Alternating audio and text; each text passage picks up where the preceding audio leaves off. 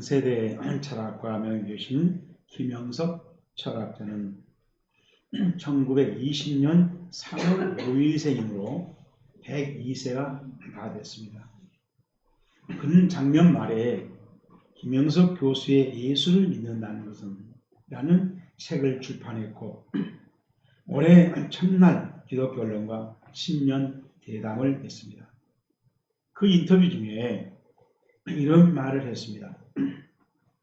과거에는 교회와 교인들이 수준이 높아서 사회와 일반인들보다 수준이 더 높기 때문에 사회와 일반인들이 교회와 교인들을 향해서 쫓아왔는데 요즘에는 사회와 교인들의 수준이 교회와 교인들의 수준을 능가하는 상황에 이르렀다.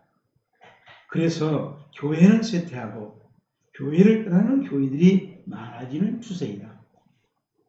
일반적인 교사나 교수 등과 같은 그런 지성인들이 목사의 권위 아래 있는 현 교회의 구조나 교회주의는 잘못된 것이다.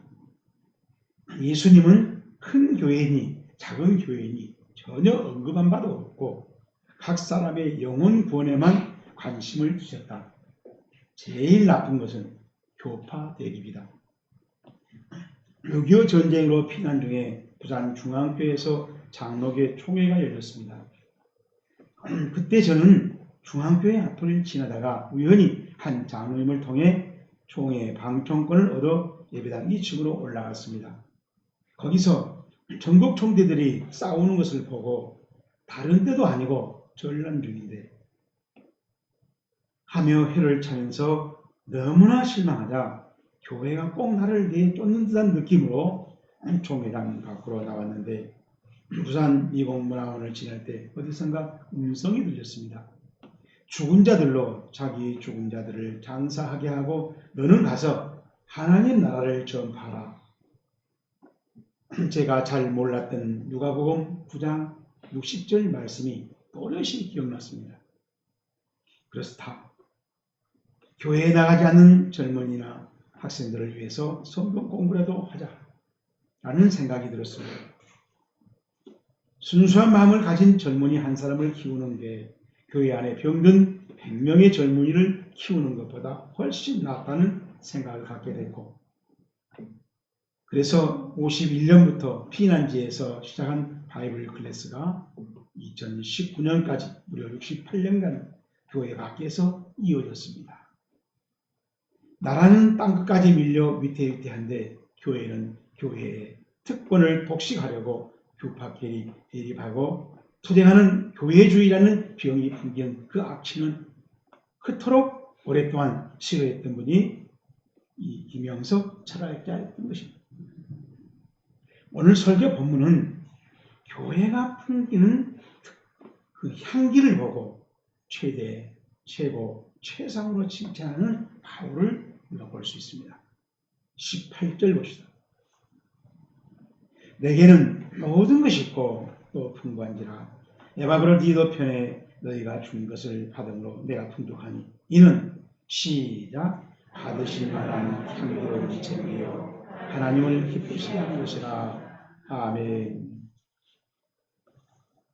자, 우리 함께 읽은 이 말씀은 바울의 에바브로디도 편에 받은 선교 헌금을 그렇게 표현한 것입니다. 향기로운 재물이요 하나님을 기쁘시게 하는 것이라. 그렇습니다. 모세 때부터 재물을 전부 태워서 하나님께 올렸던 번제의 그 연기와 같더라. 헌금의 의미를 모세 때 제사 원리로 설명한 것입니다.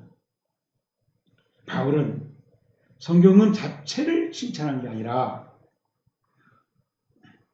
빌보 교회의 선교 헌금이 하나님께 올라가는 향기였기 때문에 칭찬한 것입니다. 우리도 드리는 헌금도 향기로운 냄새로 하나님께 올리는 예배의 행위라야 된답니다.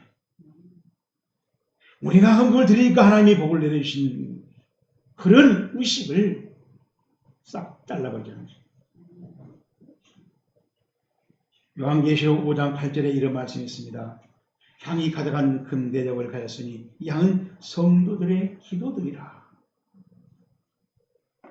성도들의 기도가 향기로 천국 보좌에 올라가고 그게 금대접에 가득 담겨지면 하나님께 바쳐진다는 것입니다.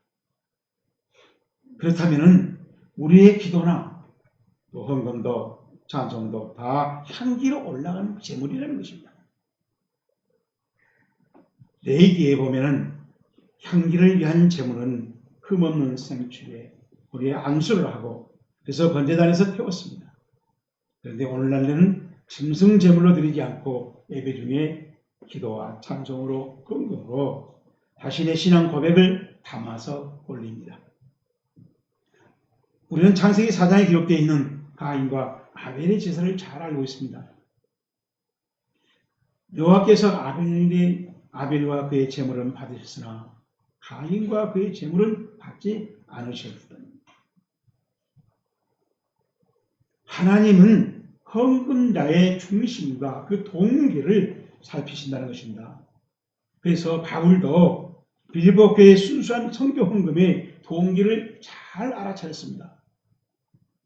선교 헌금에 담겨있는 빌립보 교회의 선교 열정과 그 믿음과 또 하나님이 기쁘시게 받으실 것이라는 확신을 가졌던 것입니다.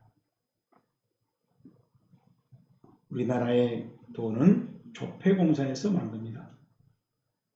그 종이와 크기는 거의 비슷합니다. 그런데 어떤 종이는 1,000원짜리고 어떤 종이는 5,000원, 어떤 종이는 5만원입니다. 5만원짜리는 1,000원짜리의 50배나 되는 그런 가치를 인정받고 있습니다. 그런데 그 종이 자체는 아무런 차이가 없습니다. 사람이 종이에 그렇게 그림을 그리고 구별합니다. 종이에 무슨 그림이 그려져 있느냐에 따라서 우리는 5만원, 1,000원 이렇게 구별합니다. 생각을 해봅시다. 신의 형제도 다 다르게 살아갑니다. 그 사람의 무슨 생각을 가지고 사느냐에 따라서 그 사람의 인생이 달라진다는 것입니다. 사람이 시커먼 생각을 하고 있으면 그의 인생은 시커먼입니다. 그의 마음속에 그리스도의 사랑이 넘쳐나면 그의 인생은 진실한 그리스도인으로 살아갑니다. 그래서 이사야서 32장 8절에 하나님이 이렇게 말씀하셨습니다. 존귀한 자는 존귀한 일을 계획하나니 그는 항상 존귀한 일에 서리라. 아멘. 사람의 생각을 모아서 정리한 것을 관이라고 부릅니다. 그래서 우리 인생을 정리했으면 인생관, 국가를 정리했으면 국가관, 신앙을 정리했으면 신앙관, 성경을 잘 정리했으면 성경관, 관이라고 그래요. 향기로운 제물이요 하나님을 기쁘시게 하는 신앙관으로 살아가기를 주의 이름으로 축복합니다. 빌립보 교회가 그렇습니다. 그러면 빌립보 교회처럼 향기로운 제물이요 하나님을 기쁘시게 하는 헌금을 하려면 어떻게 하면 되는가?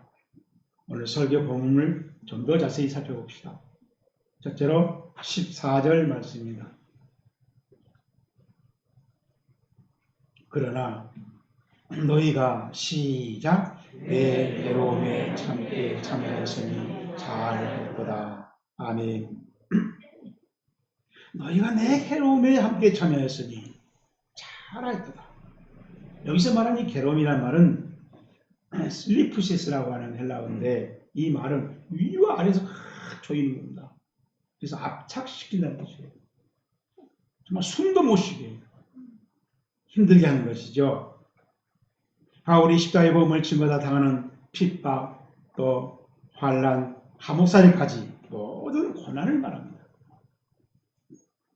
대충 고린도후서 11장 23절 이하에 바울이 기록이 나왔습니다. 내가 수고를 넘치도록 하고 옥에 갇히기도 더 많이 하고 매도 수없이 맞고 여러 번 죽을 뻔하였으니. 그렇다면 빌립보 교회는 바울이 전도 현장에서 당하는 고난을 모른 척하지 않고 선교 헌금을 보내서 후원했다는 것입니다. 고린도후서 4장 7절에 보면 이런 말씀이 있습니다. 우리가 이 보배를 질그릇에 가졌으니 이는 힘이 큰 능력이 하나님께 있고 우리에게 있지 아니함을 알게 하려 함이라. 우리가 사방으로 오기쌈을 당해도 쌓이지 않으며 답답한 일을 당해도 쌓이지 아니하며 질그릇과 이 보배가 상반되는 그런 비결, 그것을 통해서 우리 신앙생활의 이치를 바울이 설명하고 있습니다. 우리는 놀라운 하나님의 은혜로 그리스도인이 됐습니다. 그러나 갑자기 우리가 그리스도에 있다고 해서 대단한 능력의 사람으로 둔갑한 게 아닙니다. 슈퍼맨이 된 게 아닙니다. 여전히 우리는 토기 그릇을 가지고 연약하게 제한 속에서 살아갑니다. 이 사실을 오해하지 말자는 것입니다. 단 우리는 여전히 흙으로 만든 연약한 토기 그릇이지만 그 안에 예수 그리스도인은 하나님께서 은혜와 은사를 담아주시다. 우리는 하나님의 은혜와 은사를 담고 있는 그릇입니다. 그런 상태로 바울처럼 여러 가지 환난을, 핍박을, 고난을, 해방을, 방해를 받는, 그러나 우리 안에 은혜가, 은사가 그런 것들을 이기게 한다는 것입니다. 그것을 바울은 자족이라고 말합니다. 우겨싸임을 당하여도 답답한 일을 당하고 거꾸로 힘을 당해도 자족한다는 것입니다. 바울의 어떤 실력이 아니라 바울의 어떤 씨름 기술 같은 그런 기술이 아니라 바울 안에 있는 은혜가 하나님 주신 은사로 극복할 수 있게 하신다는 것입니다. 내 안에 수많은 한계가 있고 연약함이 그대로 있음에도 불구하고 보배의 능력으로 살아갈 수 있습니다. 바로 이게 하나님의 은혜인 것입니다. 이 은혜를 잘 활용해서 늘 승리해가는 어떤 환경도 어떤 환란도 우리는 무서워하지 않고 당당하게 삶으로 이겨내는 하나님을 보여주는 하나님의 은혜가 있음을 확인해주는 신앙생활의 주인공 되기를 주의 이름으로 축복합니다. 두 번째로 15절 말씀입니다. 빌립보 사람들아 너희도 알거니와 복음의 시초에 내가 마케도냐를 떠날 때 주고받은 일에 내 일에 참여한 교회가 시작 너희 외에 아무도 없었느니라. 내 일에 참여한 교회가 너희 외에 아무도 없었느니라. 바울에게 선교를 보내서 지원한 교회가 빌립보 교회뿐이었다는 것입니다. 또 16절에 바울이 데살로니가에 있을 때에도 너희가 한 번뿐 아니라 두 번이나 나의 쓸 것을 보내었더라. 빌립보에서 전도를 마치고 데살로니가에 갔더니 거기에 또 두 번이나 성경을 빌립보 교회에 보내었다는 거예요. 그리고 또 에바브로 편에 또 성경을 보냈다는 것입니다. 네. 바울이 데살로니가 교회에 데살로니가 전도할 때 그 모습을 사도행전 17장 1절 이하에 기록해 놨습니다. 제가 읽어드립니다. 그들이 암비볼리와 아볼로니아로 다니가 데살로니가에 이르니 거기 유대인 회당인지라 바울이 자기의 관리대로 그들에게 들어가서 새 안식일의 성경을 가지고 강론하며, 그러니까 3주 동안 데살로니가 전도할 때 빌립보 교회가 두 번이나 성경을 보냈어요. 거의 열흘에 한 번씩 보낸 셈이죠. 대단한 성경 열정이었고 바울에 대한 관심이었고 바울에 대한 응원이었습니다. 또 고린도후서 8장 1절 이하에 보면은 형제들아 하나님께서 마케도니아 교회들에게 주신 은혜를 우리가 너희에게 알리노니 많은 환난의 많은 시련 가운데서 그들의 넘치는 기쁨과 극심한 가난이 그들의 풍성한 연보를 넘치도록 하게 하였습니다.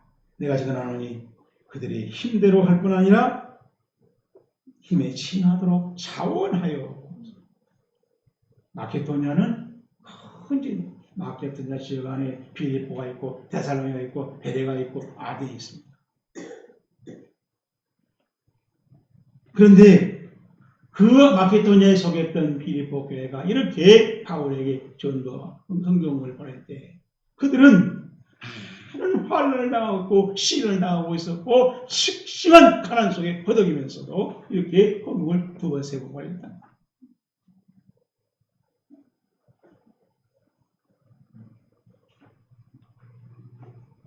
정말로 빌립보 교회가 바울에게 보낸 성경은 순수한 신앙심이었어요. 정말 하나님을 사랑한다는 것을 그 헌금으로 표현한 겁니다.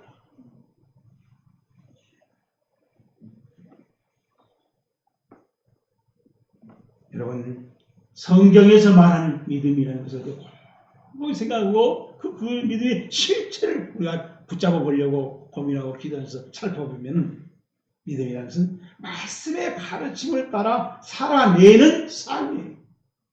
그것도 엿새라는 삶 속 현장에서. 설명만 잘하면 말쟁이로 끝내버린다면 그것은 성경이 말하는 믿음이 아니라는 것입니다. 늘 말하지만은 성경을 몇백 번 쓰고 엿새라는 삶을 세상 사람과 똑같이 산다면 그 사람은 믿지 않는 사람이에요. 바로 이것이 중요한 가르침입니다. 믿음으로 신앙생활에 가기를 주의 이름으로 축복합니다. 마지막으로 17절 봅니다.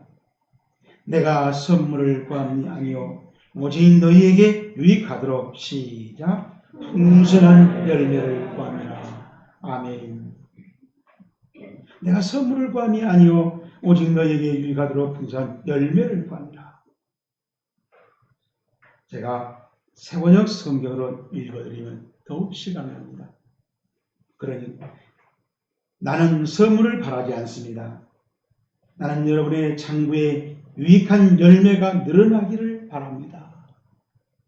그러니까 하나님 보시기에 향기인 그렇게 향기로 만들어서 올바르게 헌금을 하면 그 헌금이 천국에 하나님께 전달되는데 바로 우리의 생명책에 기록되고 있는 일이라는 것입니다. 헌금을 제대로 하면, 우리가 찬송을 제대로 하면, 우리가 기도를 제대로 하면 하나님의 생명책에 우리의 창구에 기록되고 있다는 것입니다.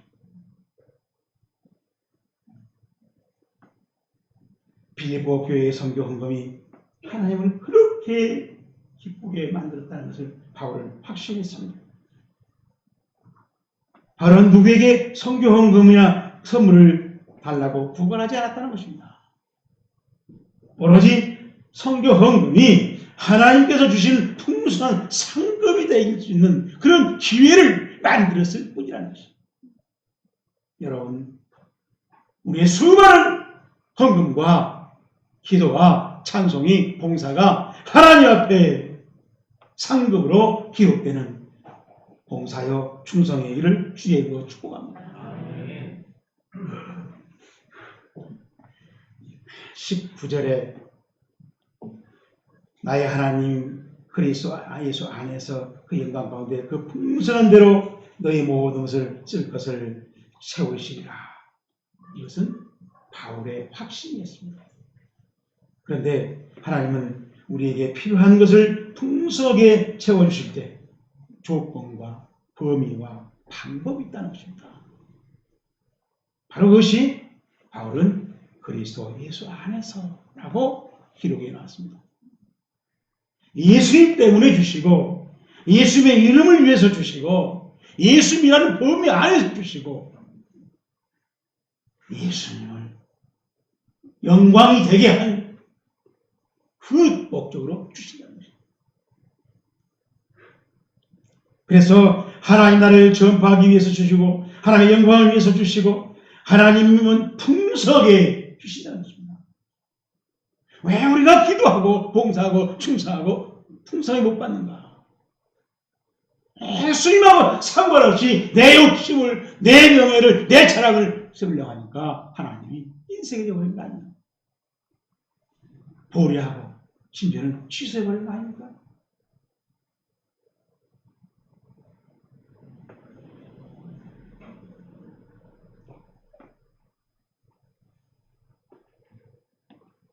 그래서 특별히 불법과 조작으로 세워진 예배당이나 속임으로 하는 예배 승계라면 하나님께 영광이지 않습니다.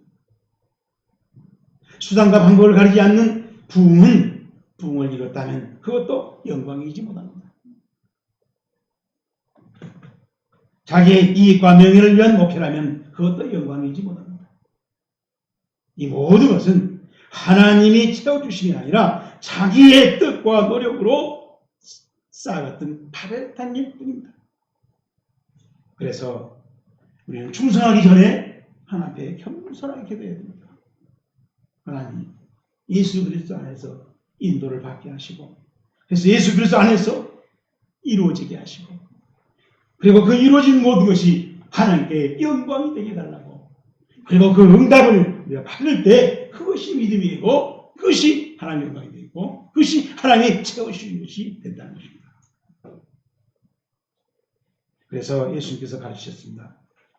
마태복음 6장 31절에서 34절에 보면 염려에 이르기를 무엇을 먹을까, 무엇을 마실까, 무엇을 입을까 하지 말라. 이는 다 이방인들이 뭐 하는 것이다. 우리 하나님 아버지께서 이 모든 것을 너에게 있어야 할 줄 아십니다.